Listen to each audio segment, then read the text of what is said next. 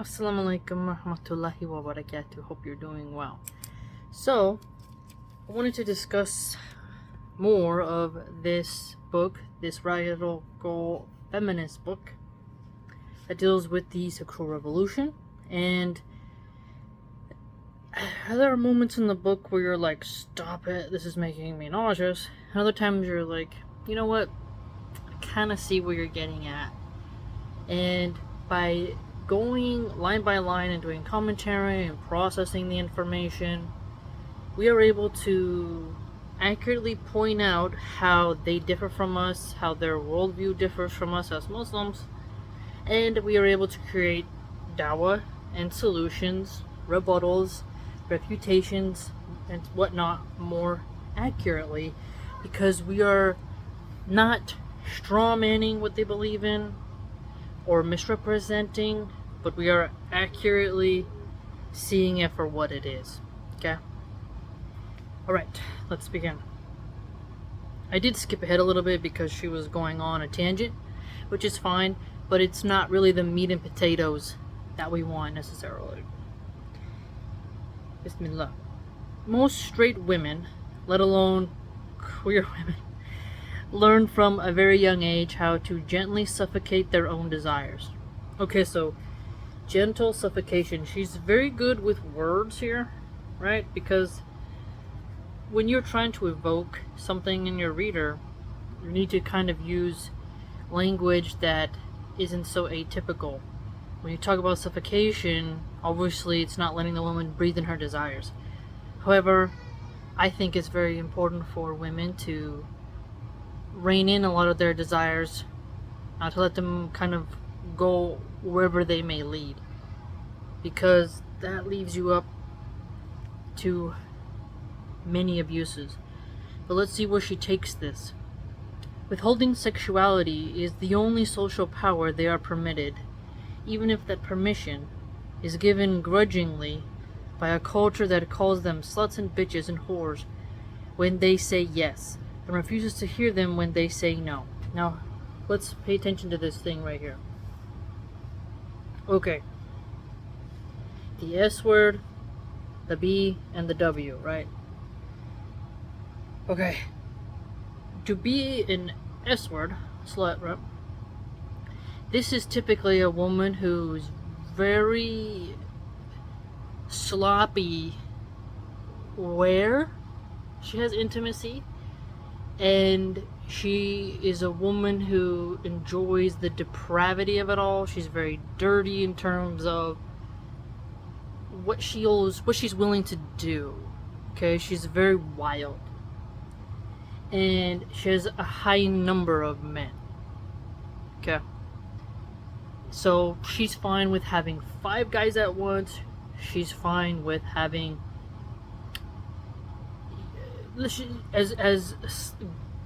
how do I put this nicely but yet accurately? She'll be in a treehouse, she'll be on the beach, she'll be in the back of a car. She doesn't really have as many boundaries, and this attracts men who want to have somebody who is flimsy, right? She's kind of a plastic bag in the wind. Bitches is usually, because a bitch is a female dog, and there's several ways that you can use this. It's somebody who is snappy, rude, aggressive, confrontational, combative, full of attitude and ego. Okay? That's usually what it is. And also it can be somebody who is just entitled, very ungrateful, princess syndrome in a negative way. Not a graceful princess, but like a really Cersei Lannister on her period, raging fire, right? Now, a whore is sometimes typically seen as someone who does receive payment for something, whether that be a material item, a Chanel bag, a pair of high heels. She want to go to Dubai and take pictures for her Instagram. There's an exchange. There's an exchange of this, and I know I get this. Okay? she doesn't always have to allow something to happen to her region down there, but she offers a service to the man in exchange for something. So that is how those three words differentiate themselves from each other. But if a woman behaves in that way, it's accurate. If someone is not using the terms accurately and it's just put on a woman willy-nilly, then that has to be corrected. You know, I, like, for example, the moron Pearly Things kept calling a woman who's had like 2 people concubines. And you're like, stop playing with words here. And this is crazy because that puts so many women in a degenerate position. And Pearl runs away from really strong debates. But people like Pearly Things who flop around their words so easily give women like this fodder to get more women to their side. Because they'll say, hey, this term is being overused.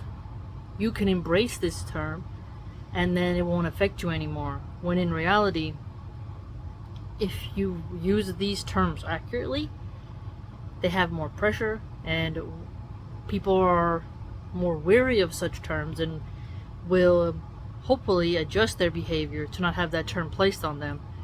But also, when women are jealous of a more beautiful woman, they will call them that regardless, even if she's not like that. So that's why in Islam, if you accuse a chaste woman of something and it's false, you're in some serious trouble there.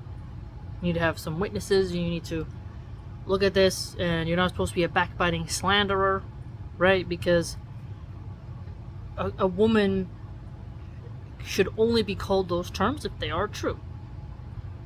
And sometimes you don't need to say it publicly, only to somebody who is thinking of marrying that woman, right?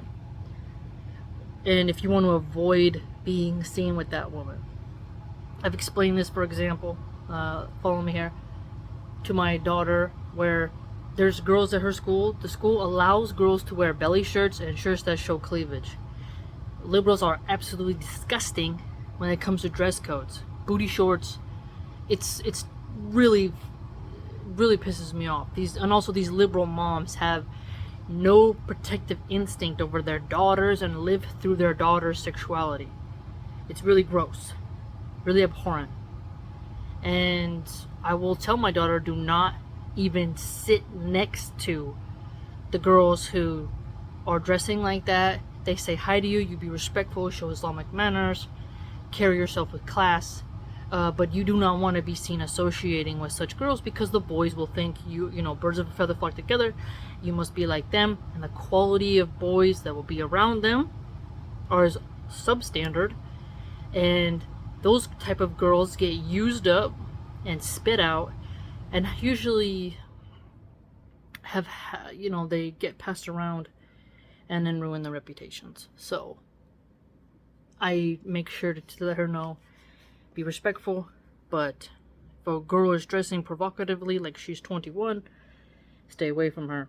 So it does provide a very unique aspect of managing how one dresses and carries themselves so they don't be called such words. Let's continue. Little boys who are straight, by contrast, grow up learning 3 things about intimacy. First, that intimacy is something that you do to women, that you're entitled to do it to them, and if you don't figure out a way to do it to at least one of them, you're not a man at all. Well, what's wrong with that? I don't see anything wrong with that. Okay, so this word entitled, right? Why marry someone if you never want to touch them? I completely understand when women go through pregnancy and the 1 year after of breastfeeding, you're so drained and exhausted, but that's really the only time, right? Because your hormones are on a roller coaster and your sleep deprivation is messing with your psychology on a gnarly level, okay? And so I understand if a woman prefers a nap and she's not necessarily focused on anything except making it through the day, right? It's a quite difficult challenge. But when you get married, you know, it's if you don't try to discuss this issue of intimacy, this is going to lead to adultery and divorce, and it's up to you to fix it, but men want that kind of as a reward, and I don't see why that's bad. I'm entitled for the man to provide. You will buy the groceries, you will pay the rent, you'll pay all the bills, okay? You'll do the manly things, take care of the trucks and the motorcycles. You'll make sure everything like that is done, because I'm not going to the DMV. I don't even know nothing about it. If there's heavy lifting to be done, you're doing that, right? We have our duties. And I don't think it's wrong for a man to want his reward. She uses the word entitled in a negative way. I say you reward your husband with that, because they absolutely need it. It's healthy for their testosterone, If you don't want to have intimacy, just get somebody who doesn't want it that much or has problems with their libido. And also, as Muslims, we would say, yes, never shame the straight boy. He's supposed to be that way. Peace be upon Prophet Lot, and as others call him. And if a guy goes, like some sheikh, he dedicates his life to Islam, never touches a woman, never has kids, he did something great for the ummah. But sheikhs, imams, ulema, alims, you name it, they're allowed to have wives. They're allowed to have 4 wives. And intimacy is something that changes a man. It changes a man. He, just like when a woman has a baby, you're different than how you were when you didn't have kids. Now, there may still be crappy moms, but I'm saying something changes in you if you're a good person, where you're leveled up and you see the world in a totally different way. So when young men get to enjoy a woman for the first time, they change. A good example is, okay, look at somebody who's suave. Like, let's just look at a cliche. A guy from Spain who has a nice suit. It's like opened a little bit, and he's sitting by the pool table, and his hair's on point, he smells good, and he's got a gorgeous wife. He's totally comfortable in his masculinity. And then you see like an awkward gamer nerd like this guy named Neo or Neon or something, who's literally dating an OnlyFans girl, and he hasn't touched her accordingly, and you can see the power dynamic. He's this awkward, scrawny arm nerd. No offense, I'm just describing the reality. And she has the upper power over him. The woman does, because she isn't a virgin. She's experienced, and she sells herself online. Okay, she's commodified her sexuality. She has a sort of Jezebel seductress vibe, and she's like using this young virgin man for money and clout. So look at the difference between a man who knows his way around a woman, let's take like a guy who's a business owner. He's got 4 great wives, got at least 2 kids each wife. Each wife has her own house. Okay, he satisfies all their needs financially, spiritually, intimately. And then take an awkward virgin who has, he's shy around women in terms, okay, well, in Islam you're supposed to segregate yourself. But let's just say, like, he stumbles, like he can't even court a woman. I don't know how to explain it, because there's so many rules in Islam about how you're supposed to find a husband and wife. But there's a difference there. So you're not necessarily a man yet, because you haven't broken that threshold. The phallus is deeply connected to the man, you know? Because once you become a father and a husband and a provider, it changes you wholeheartedly than if you were just a celibate monk, hermit in the woods who's cut off from society and is seeking, revelations and whatnot. They're a man in a different way. But very few men can do that. You know what I'm trying to say? And I'm not saying a fornicator becomes a man. No, I'm talking about when they've stepped up to the plate. So it's an aspect of being a man. Because men, I feel like when they're fully in their manhood, they're not a slave to a pair of heels. But desperate, virgin, clingy young men, they don't know the ways about women yet. Their mood swings, their temperaments, how to seduce them, and when you're married to them, right? How to satisfy her intimately, how to tolerate when she's crying for something that you don't see that important. There's a whole thing about it. Even men who can satisfy a woman and afterwards her knees are doing that weird shaking thing. Like, there's just something different about a man who knows how to put a woman to sleep, how to keep her by his side. She loves him, and she wants to give him as many babies as possible. It's a very different type of existence. So she's wrong to frame it this way. But again, she's really into, let's put it graphically. Actually, let's not put it graphically. But she's really into promoting the brown star enthusiasts. But even those brown star enthusiasts have their own standards of what it means to be a high-value twink in their community, right? Because those men still have the feminine aspects to them. And sometimes in their relationships, there's still the provider and the submissive. The top and the bottom. And they'll still want to have that hybrid, feminized role. So she's not really accurate, in the way she goes about this. But remember, we are dealing with a radical feminist here. So naturally, we're not going to agree with everything she says. Secondly, that intimacy is, I'm changing the word to intimacy, okay? Is something absolutely vital to your identity and status, not just physically. It is not really about pleasure, but emotionally, socially, and as the one form of true intimacy you're actually allowed. Okay, so let's break this down.